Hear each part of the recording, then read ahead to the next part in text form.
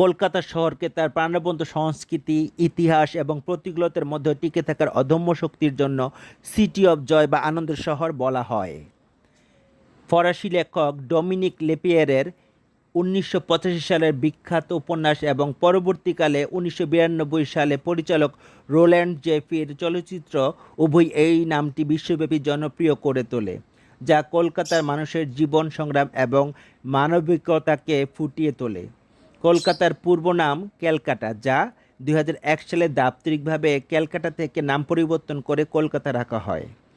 কলকাতা ভারতের পশ্চিমবঙ্গ রাজ্যের রাজধানী এবং প্রধান সাংস্কৃতিক এবং বাণিজ্যিক কেন্দ্র। হুগলি নদীর পূর্ব তীরে অবস্থিত এই শহরটি ১৯১১ সাল পর্যন্ত ব্রিটিশ ভারতের রাজধানী ছিল। কলকাতা সাংস্কৃতিক ঐতিহ্য, সাহিত্য, শিল্প, চলচ্চিত্র, ঐতিহাসিক স্থাপত্য এবং মিষ্টির জন্য বিখ্যাত। তবে ঠান্ডা লচ্ছি এবং মাটির খরার চায়ের জন্য বেশ সুনাম রয়েছে।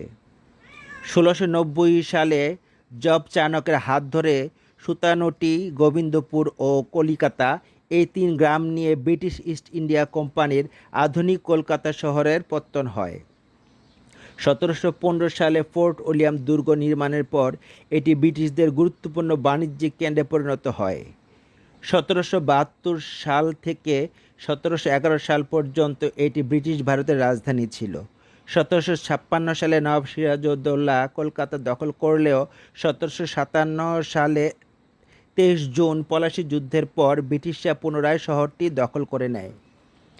কলকাতা অনেক বিখ্যাত ব্যক্তির জন্মস্থান, তার মধ্যে উল্লেখযোগ্য রবীন্দ্রনাথ ঠাকুর, স্বামী বিবেকানন্দ, শ্রী অরবিন্দ ঘোষ, অমর্ত্য সেন, অভিজিৎ বিনায়ক ব্যানার্জি, সৌরভ গাঙ্গুলি সহ আরও অনেকে।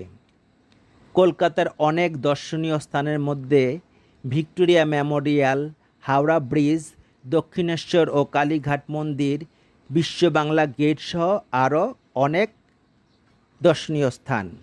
কলকাতা ভারতের সপ্তম জনবহুল শহর, যা আনুমানিক ৪.৫ মিলিয়ন, এবং মহানগর হিসেবে ভারতের তৃতীয় বৃহত্তম শহর কলকাতা।